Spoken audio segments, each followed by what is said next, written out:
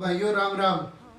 ये किसा टेम आ गया रहे, हरियाणा हो चाहे भारत हो, आपस में कितनी गंदी राजनीति खेल रही है। अमीरा के बड़का ने दूर दूर तक विदेशों तक एसी वाले जहाजा में बिठा बिठा के लिया हुआ है। बट जो इंडिया के जो गरीब है, मजदूर हैं या फिर नॉर्मल फैमिली के हैं, उनकी 50 रुपया का कंसेशन नहीं दे सकते यार। सही में धर्म भ्रष्ट हो गया है। आज राजनीति यार जो हरकतें कर रही हैं, मतलब बड़े बड़े बिजनेसमैन का लोन या राइट ऑफ कर रही है, वे ऑफ कर रही है, भाई किस ढाड़ी है गुंडी घुमा रही है, मतलब कि पूरे माफ कर दिया या के कर दिया। यानी चाव की है या सरकार। भाई देश तो दूसरे भी होंगे, अमेरिका भी होगा, इटली भी होगा या फिर बांग्लादेश वगैरह होंगे। वो देश तो अपने जो लोग हैं उनसे नहीं मांगते, हेल्प नहीं मांगते, उनके रुपये नहीं छीनते इस मजबूरी के टाइम पे। आपने अलग तक पीएम केयर फंड बना लिया या फिर और इस ढाल के तरह तरह के पंगे कर दिए। भाई लोगों की सैलरी काट दी और भी तरह की चीज़ें कर दी, फिर भी नहीं तरफ गरीब आदमियों के कोई 20-30 रुपये माफ़ करे जा रहे, 50 रुपये माफ़ करे। क्यों भाई, क्या हो रहा है तारे?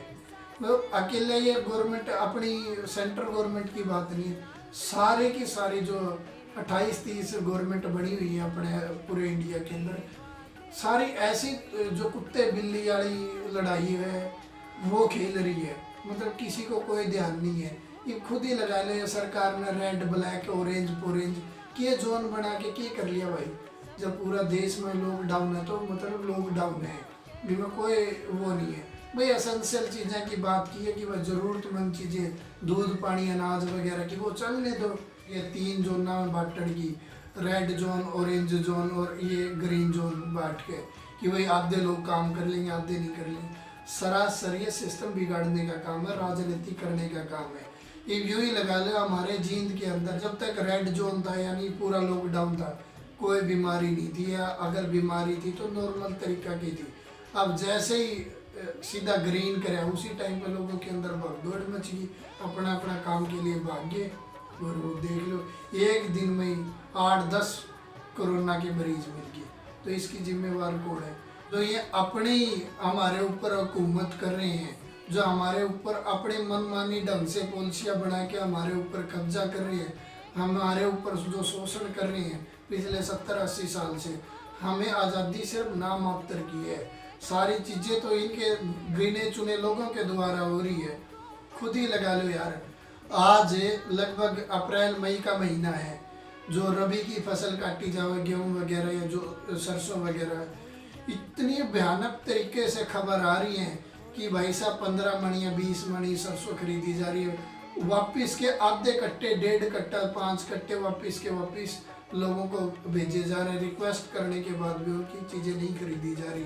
अभी अगर हमारे गांव में आके देखोगे नहीं, कम से कम 30 से 40% लोगों की गेहूँ या दूसरी फसल हमारे यहाँ पे गाँव के या तो किसी दूसरे के घर में पड़ी है, या प्लॉट वगैरह में पड़ी है, या फिर आंगनवाड़ी वगैरह में पड़ी है, या बक्सिया में पड़ी है। यानी खेती बाड़ी तो कर लें ये बेचारे किसान भाई, या फिर जो दूसरा पे पट्टे पे ले हुए या मजदूरी करने के अंतर दूसरा पे ले लें ठेकेदारी के उसमें। भाई इतनी भयानक सिचुएशन है, कभी बारिश आएगी कभी आंधी चल गई यार, कुछ नहीं संभाल हो रही यार, कुछ भी नहीं संभाल हो रही। सरकार के 1 सप्ताह में 2 सप्ताह में बयान आए, हम प्रोसेस कर रहे हैं यार, कर रहे हैं यार, कर रहे हैं यार, कुछ सोल्यूशन नहीं मिल रहा। ऐसा कौन सा हो नहीं सकता था कि वह गांव के अंदर ही टेम्परेरी अनाज मंडी बन सकती थी, यानी सारा गांव का अनाज यहाँ पे इकट्ठा हो सकता था और उसका सरकार के 1 या 2 बंदा आके प्रोटेक्शन करवा सके था या उसकी संभाल करवा सके था। वैसे भी गांव वाले इसमें कोऑपरेट करते, बट नहीं, हजारों लाखों ट्रैलियाँ को फंसवा दिया है। लोगों की गेहूँ बेची नहीं जा रही, 10-10 दिन बेचारे ट्रालियों के अंदर सोते हैं, उनका कोई खर्चा नहीं होता क्या?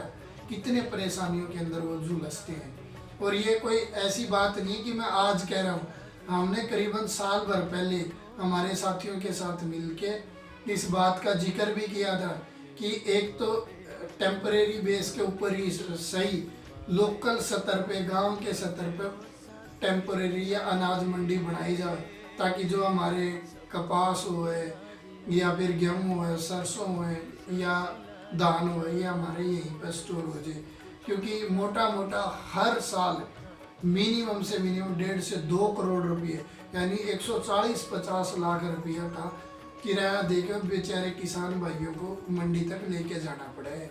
इन सब की गलतियाँ हमारी, क्योंकि हम इनके लिए लड़ते नहीं हैं, इनके लिए बोलते नहीं हैं।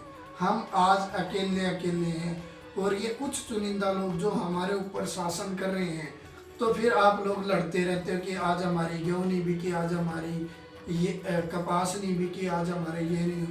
ऐसे ही जो दूसरे वर्ग के लोग हैं या दूसरे जो मजदूर या श्रमिक लोग हैं, वो आज के टाइम पे उनको पैसा कम मिल रहा है या नहीं मिल रहा, तो वो किसानों के साथ नहीं आते और ये श्रमिक या मजदूर उनके साथ नहीं जाते। यानी इनका तालमेल न होने की वजह से आज सरकार के चुनिंदा लोग, पॉलिसी मेकर लोग आपस में तुम्हें तोड़ते रहते। और मेरे किसान भाइयों, मेरे श्रमिक भाइयों, मेरे मजदूर भाइयों, आप सभी से रिक्वेस्ट है, अपील है कि आप खुद समझ के देखो कि आपकी हेल्प के लिए कौन आगे आ रहा है।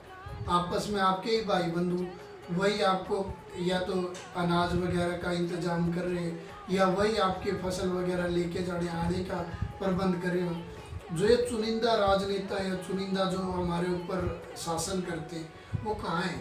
कहीं नहीं है। कभी कभार कोई टीवी कैमरा के अंदर आ गए तो आ गए, बट कोई सोल्यूशन नहीं देते, क्योंकि उनको चाहिए नहीं सोल्यूशन। क्योंकि उनको चाहिए ये कि भाई साहब आप लोग किस तरह लड़ो मरो, आप किस तरह आप खेलते रहो। तो सिर्फ मेरा इस वीडियो का एक ही मकसद है आपको कहने का कि अपने लोगों को पहचानना सीखो, आपस में प्यार प्रेम